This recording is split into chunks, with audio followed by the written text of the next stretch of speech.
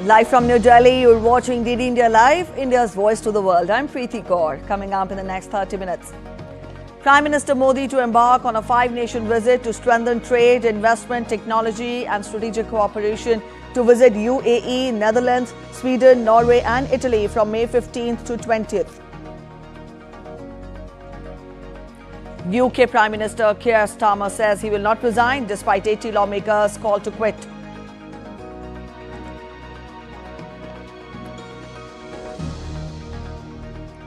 EU chief turns up heat on social media's addictive design, announces efforts to protect children.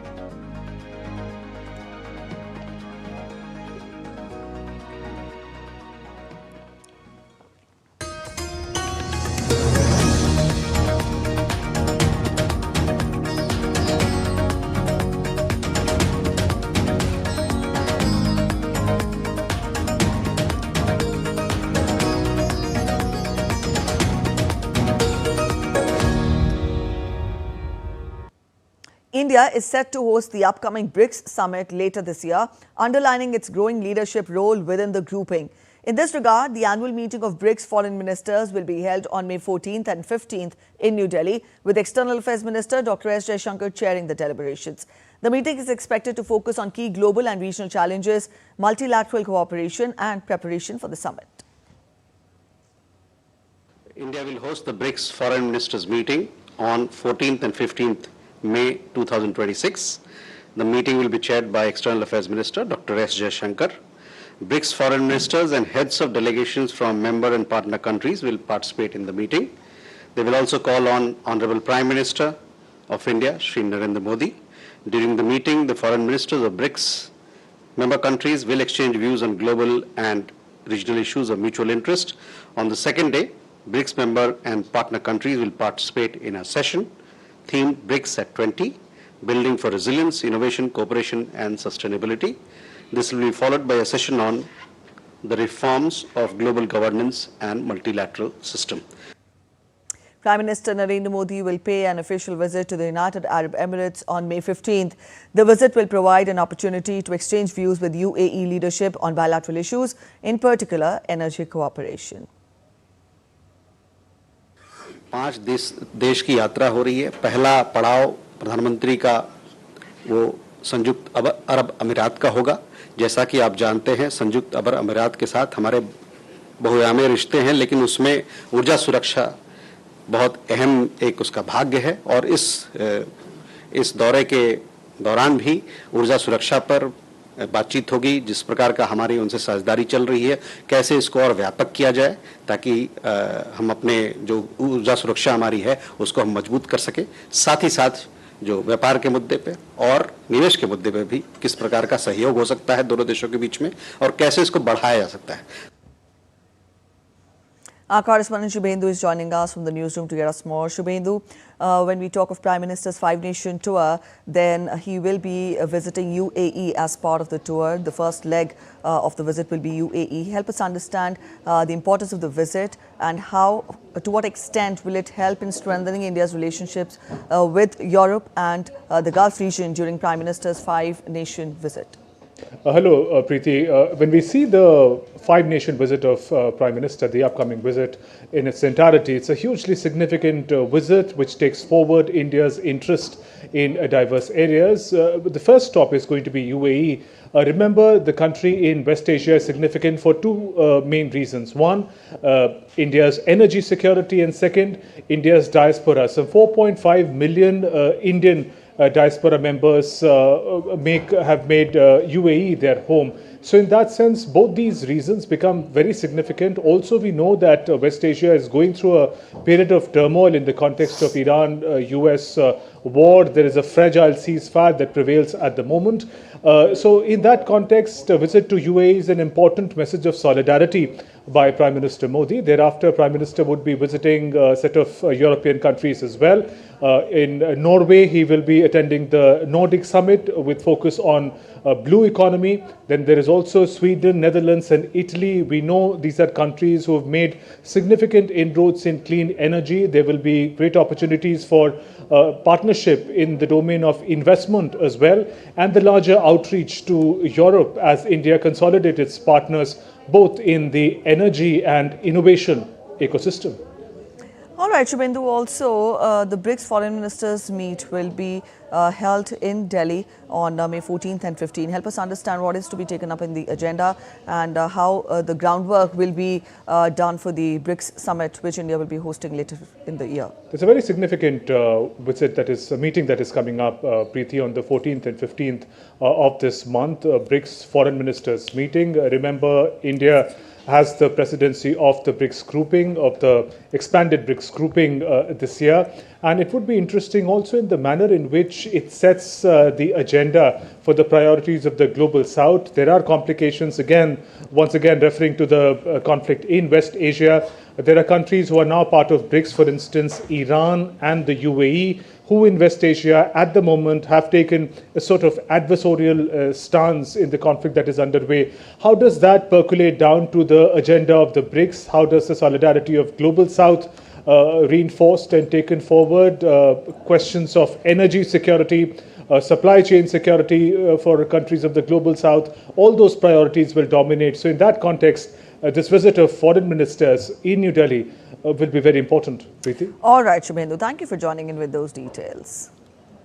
And UK Prime Minister Keir Starmer is facing mounting pressure to step down as 4 ministerial aides resigned and more than 70 Labour MPs reportedly called for him to step down after Labour Party's local election losses. Most recently, Britain's Mayata Fanbule, a junior minister in the Housing and Communities Department, and UK Interior Minister Shabana Mahmood have resigned from the government. After the cabinet meeting held on Tuesday, UK Prime Minister Keir Starmer vowed to get on with governing on Tuesday, defying mounting pressure to resign following Labour's heavy local election losses. He insisted no formal leadership challenge had been triggered, despite over 80 MPs demanding a departure timetable. 4 ministers offered support. Rising borrowing costs highlighted market fears over instability.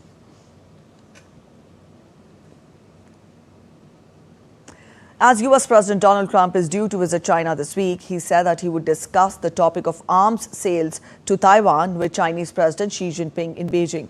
In December, Trump announced the largest ever US weapons package for the island, more than $11 billion. In recent days, Trump's aides have urged Taiwan to commit even more money to its defense, and a US official said the Trump-Xi summit signaled no change in policy towards Taiwan. Speaking to reporters, Trump repeated his doubt that tension over the island would erupt during his presidency. But a lot of good things can happen. Now, we'll be talking about, he'll bring up Taiwan, I think, more than I will. But I think that a discussion will be a little bit about energy and about the very beautiful country of Iran. Meanwhile, Taiwan Foreign Ministry spokesperson said that it will deepen its ties with the United States on Tuesday ahead of a meeting between US President Donald Trump and Chinese President Xi Jinping. He further added that Trump administration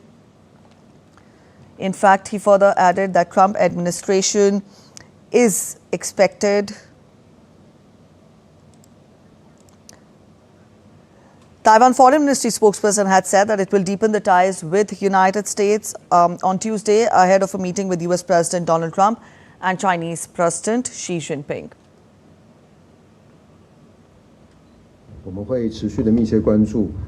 We will continue to monitor developments in United States-China interactions very closely.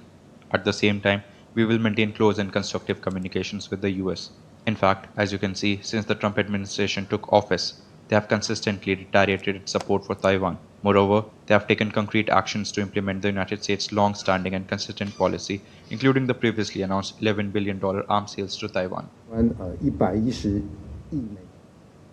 Updates from Russia-Ukraine crisis. Now, the Kremlin announced on Tuesday that Russian forces have resumed offensive operations in Ukraine following the expiry of a 3-day US-brokered ceasefire. The truce, initiated by US President Donald Trump from May 9th to 11th for Victory Day, collapsed amid mutual accusations of violations. Russian presidential spokesperson Dmitry Peskov and Moscow respected the pause but is now advancing its military objectives. Russia reported shooting down 27 Ukrainian drones overnight over Belgorod, Voronezh and Rostov regions. In response, Russian strikes hit Dnipropetrovsk, killing one civilian and injuring at least 4 others in Sinelnikov. Earlier in the day, Ukrainian President Volodymyr Zelensky announced on Tuesday that Russia had launched more than 200 long-range attack drones against Ukraine overnight, immediately after the expiration of the US-brokered 3-day ceasefire.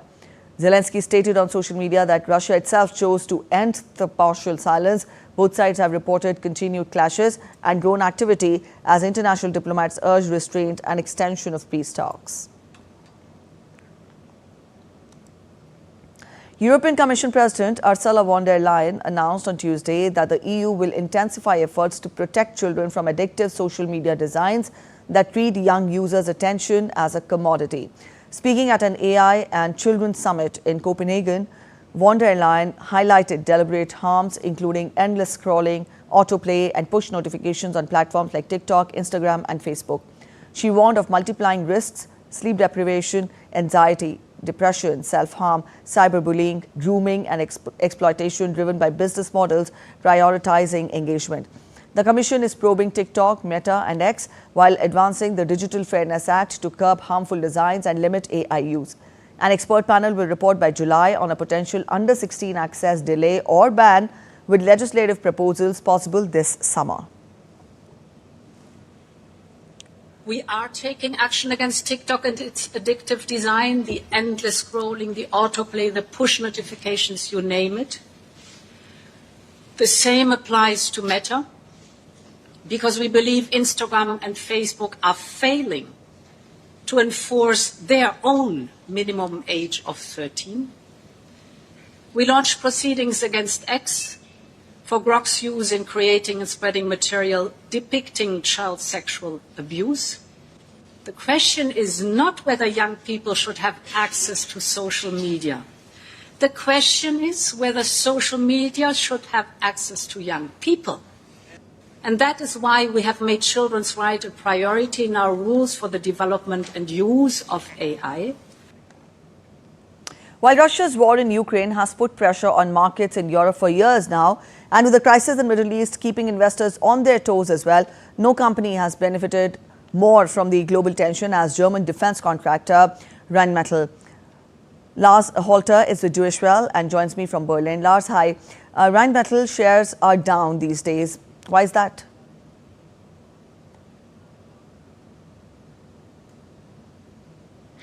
Indeed, Rheinmetall shares have lost 20% over the past few trading days.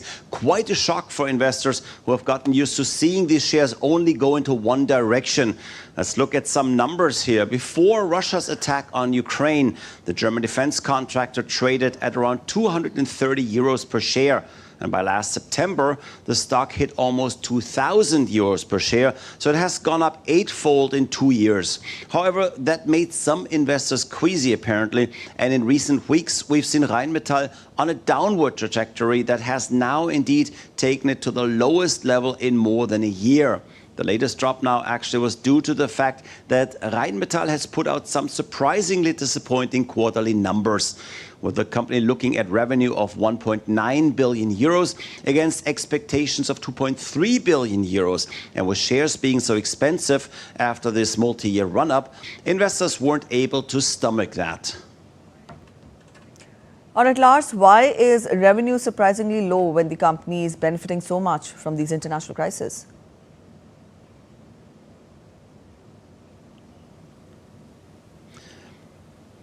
That's a point investors weren't prepared for. For years now, Rheinmetall has received one multi-billion euro contract after another, But the company now had to realize that they can't even keep up with all the jobs that they're getting. Now, that's certainly a luxury problem for any company to have. So under no circumstances could you say that Rheinmetall is in trouble. Quite the contrary, actually. The company is on track to increase its annual revenues to 50 billion euros by 2030.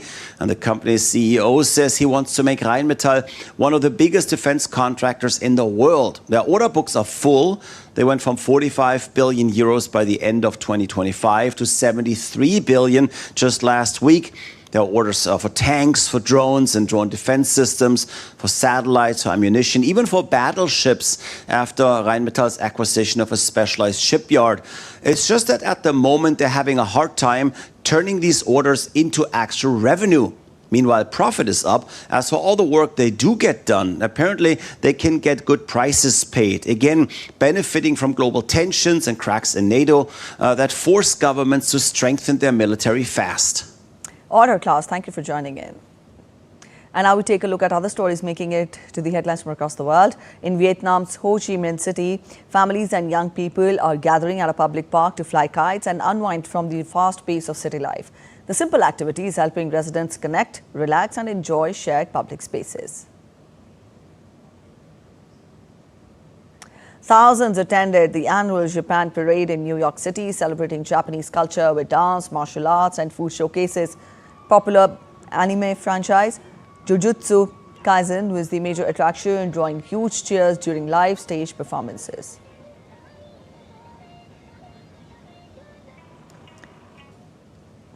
You're watching DD India Live. We're heading for a short break. But after the break, Chile's Foreign Affairs Minister meets Commerce Minister Piyush Goyal, reviews progress of India-Chile CEPA. And 79th Cannes Film Festival is all set to begin on the French Riviera.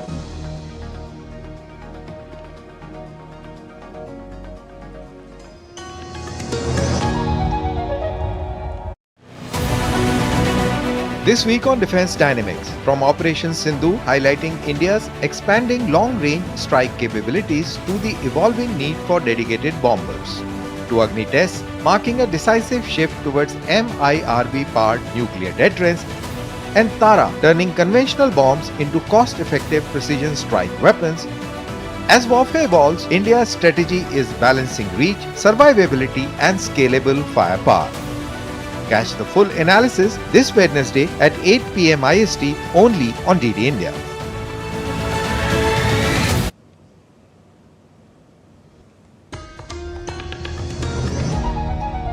Welcome back after the break. You're watching DD India Live. Let's get you more international updates. A suicide bomber in a three-wheel vehicle laden with explosives killed at least 9 people and wounded 20 in northwest Pakistan, police said on Tuesday.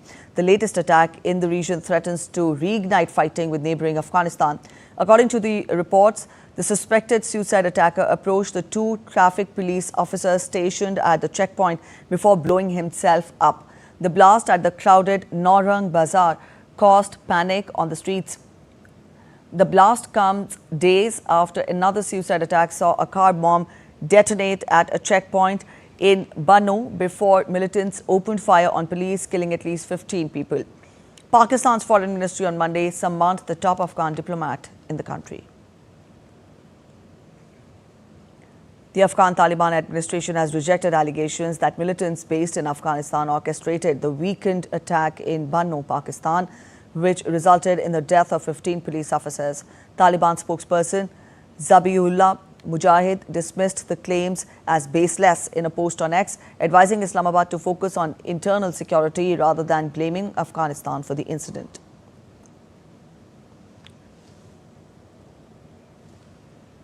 In other news, Chilean Foreign Affairs Minister Francisco Perez Mackenna, along with members of the Chilean delegation, met Commerce Minister Piyush Goyal in New Delhi. The leaders reviewed the progress of India-Chile Comprehensive Economic Partnership Agreement negotiations and discussed ways to further deepen trade, investment and strategic partnership.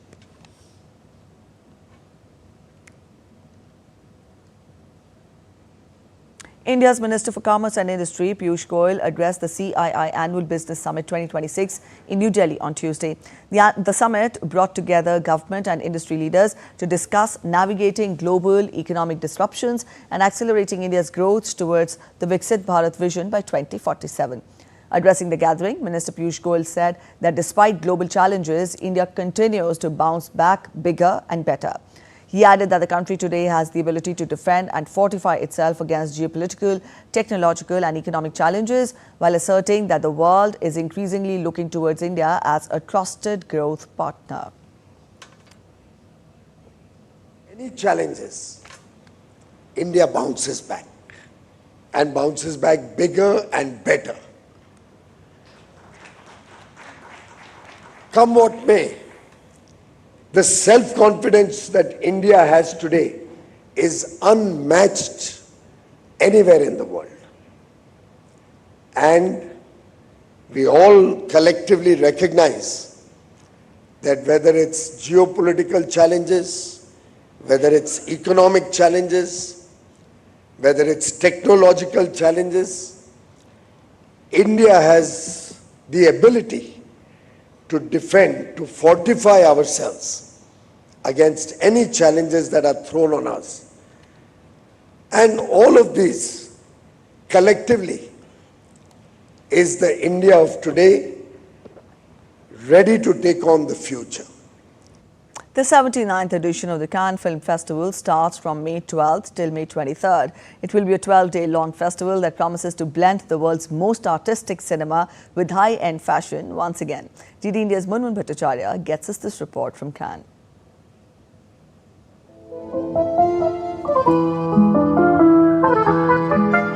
Behind me, you can see the red carpet has been laid out, and you can see the iconic staircase leading up to the Palais des Festivals, where most of the world cinema is screened at the festival. There are stars that come in from around the world ahead of the premieres of their films. This is the most photographed location in cinema, and also a bridge between fashion outside and cinema inside. It's the 79th edition of the Cannes Film Festival, and this is its official poster. It uses the iconic black and white still of 1991 American classic Thelma and Louise. The opening film is a French period comedy named The Electric Kiss by French filmmaker Pierre Salvadori. 2 honorary Palme d'Ors are being awarded, one to acclaimed New Zealand filmmaker Peter Jackson and another to American multi-hyphenate artist Barbara Streisand. 22 films are competing for the festival's most prestigious award, the Palme d'Or.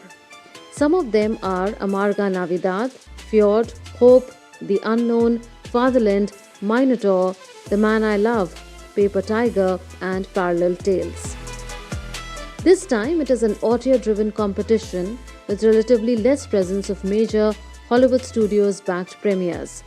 5 women filmmakers are competing for the big prize. 3 Japanese-language films are also in the fray. The decision on who wins the Palme d'Or will be taken by a 9-member jury chaired by South Korean filmmaker Park Chan-wook.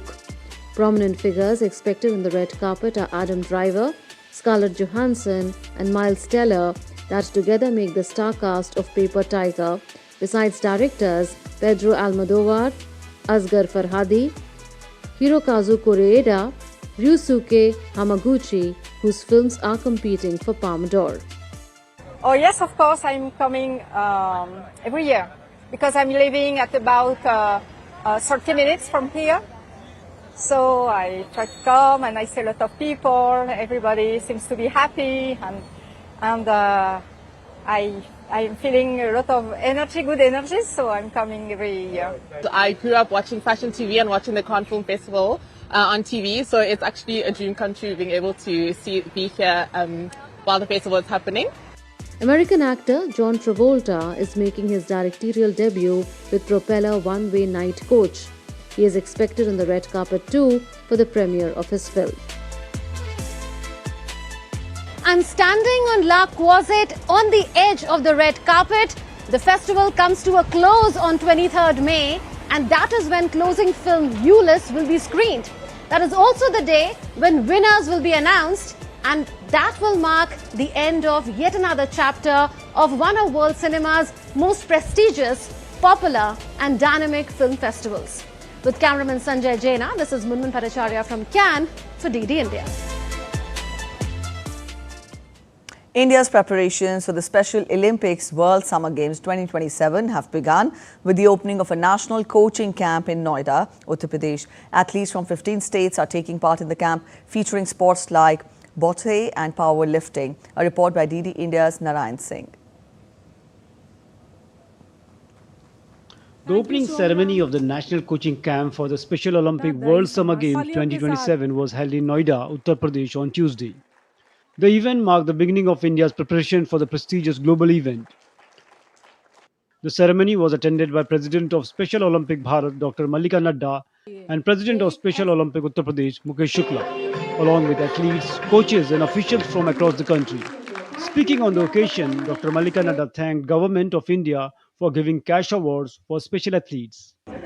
I am grateful to Government of India, Ministry of Sports and Youth Affairs for enhancing the cash award money of our special athletes and giving them that honor and the feeling of achievement and a status and a dignity of life which they have got through these cash awards and through job placements which are being given by different states. इस camp में हमारे बच्चों को हम best facilities के साथ उनकी तैयारी 10 दिन तक उनकी ट्रेनिंग करने वाले हैं। इस ट्रेनिंग के साथ साथ उनकी मार्किंग भी करने वाले हैं, उनके स्कोर को भी हम गिनने वाले हैं और इस स्कोरिंग के बाद हम उसमें से और भी ज़्यादा बेस्ट प्लेयर्स को छांटने का काम इसमें करने वाले हैं। तो मुझे ऐसा लगता है कि पिछली बार हम समर ओलंपिक्स में 200 मेडल लेकर आए थे, हमारे 200 बच्चे 202 मेडल लेकर आए थे। मुझे लगता है इस बार भी हम उसी तरह की परफॉर्मेंस दे पाएंगे और हमारे गोल्ड का नंबर भी हम बढ़ा पाएंगे, इसका ये प्रयास है। The National Coaching Camp is featuring competitions and training sessions in sports such as bocce and powerlifting. Athletes from 15 states are participating in the camp, which aims to identify and prepare talented athletes for the Special Olympic World Summer Games 2027. The camp is expected to play an important role in strengthening India's preparation for upcoming Special Olympic World Games. Narayan Singh's report for DD India, Noida. That's it in this edition of DD India Live, but let us know your thoughts on the news of the day. For those of you on the go, you can get all the latest news and updates from India and across the world on the DD India mobile app. This app is available on both Android and iOS platforms, and you can download the respective QR codes. We'll be back with more news as it breaks here on DD India. I'm Preeti Kaur signing off, and from all of us here in Delhi, thanks for watching DD India Live.